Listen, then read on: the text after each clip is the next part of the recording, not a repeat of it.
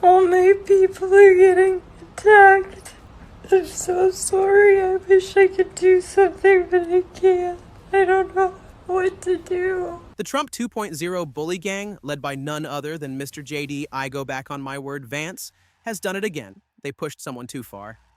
But this time, the victim of Vance and Gang's mindless policies is none other than America's sweetheart Selena Gomez, who was moved to tears over the helpless situation the poor immigrants are facing.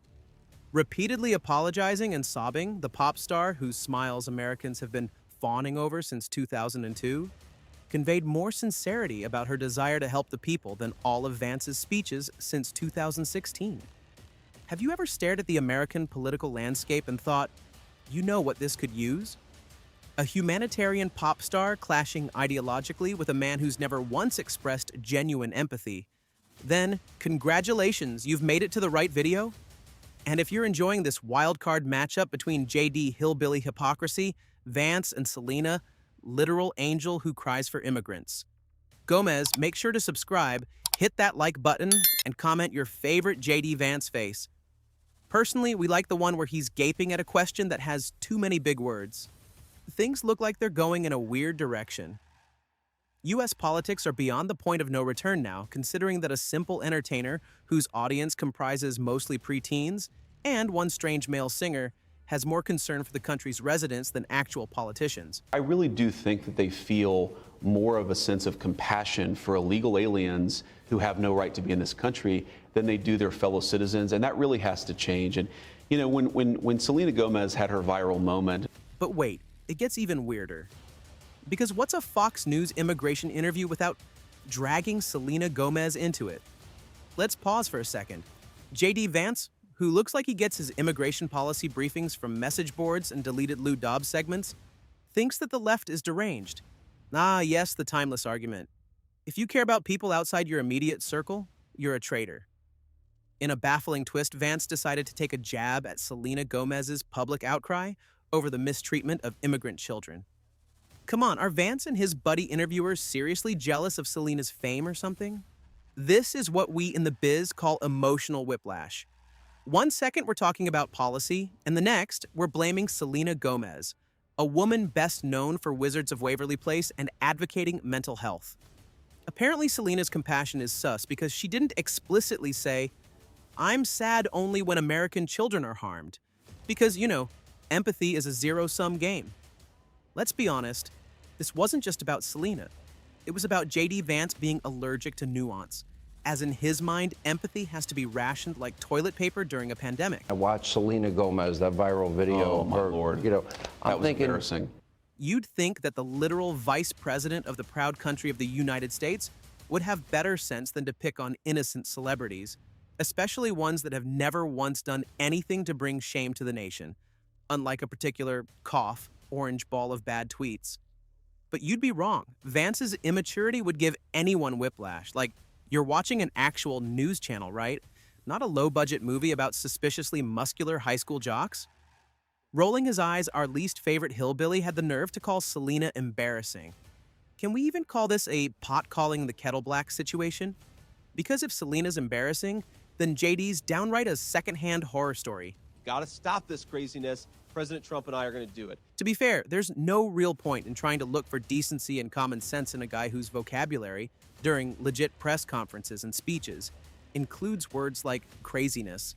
Looks like America should be on its knees, thanking the heroic JD Vance and his squinty boss Trump for coming to the rescue against the big, bad immigrant boogeyman. Personally, hearing all of these things that you guys are not able to enjoy about a country that I live in is very difficult.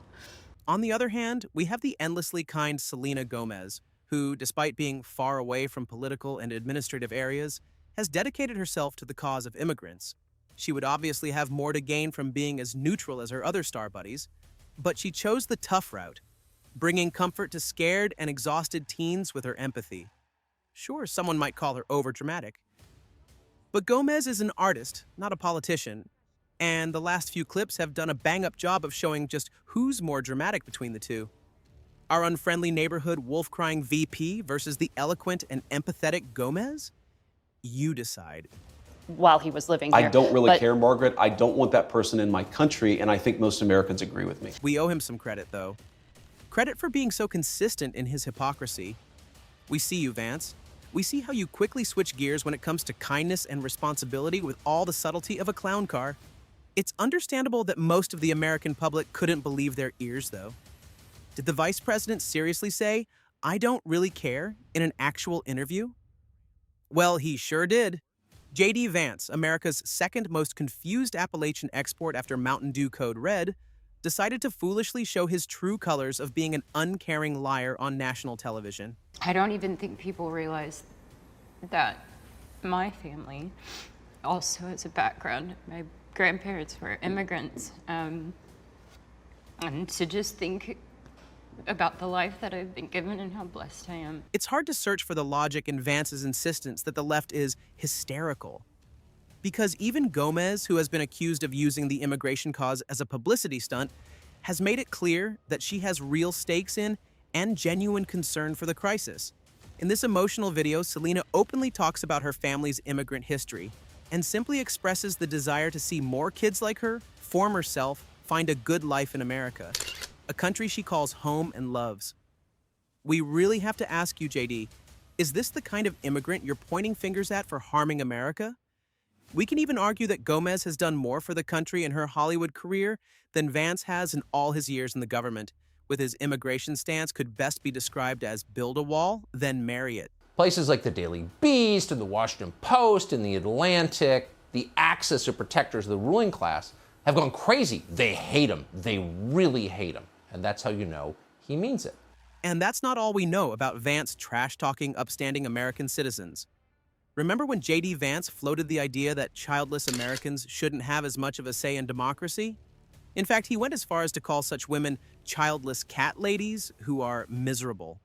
That's right, Vance, in what must have been a rejected Handmaid's Tale subplot, argued that people without kids should have no say. You know, because apparently empathy, intelligence, and experience only count if you've raised a mini-you to parrot your political takes. What a bland flavor is misogyny in the 21st century. And let me say, what an honor it is to work with two guys who are this far away from being childless cat ladies. However, it's impressive to see Selena Gomez display grace and wittiness in response to J.D. Vance's tone-deaf jabs at women without children. Since it looks like only America's pop stars are media-trained, Selena calmly expressed her opinion on the issue through tasteful humor at the 2024.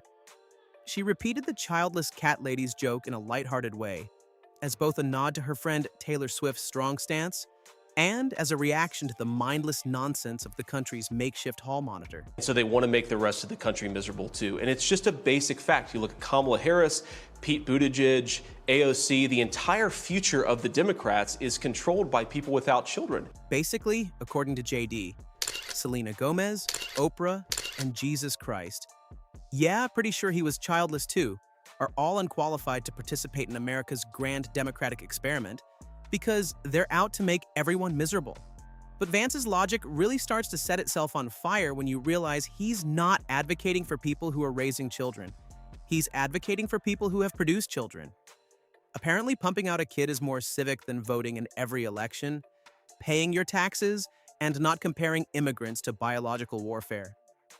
This kind of thinking only makes sense if your worldview is less policy-based and more every argument I make is actually a cry for help. Look, I regret certainly that a lot of people took it the wrong way, and I certainly regret that the DNC and Kamala Harris lied about it. But do you regret what you said, Senator? Look, Kristen, I'm gonna say things from time to time that people disagree with. I'm a real person. In this video, we want to express our love for J.D. Vance by crowning him as king, the king of backtracking. But the problem is, we won't be able to do that because he can't even do that right. Turns out the VP from Walmart hell is somehow allergic to owning up and apologizing. You can really see his final few brain cells say adios the moment the sharp interviewer presses him for an explanation.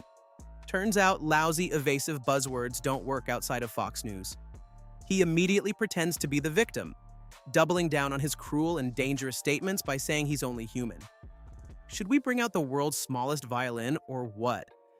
This entire debacle proves that where Selena deserves nothing but respect, Vance deserves harsher callouts. And if you agree, we're sure you're gonna love our video on Taylor Swift and Vance even more.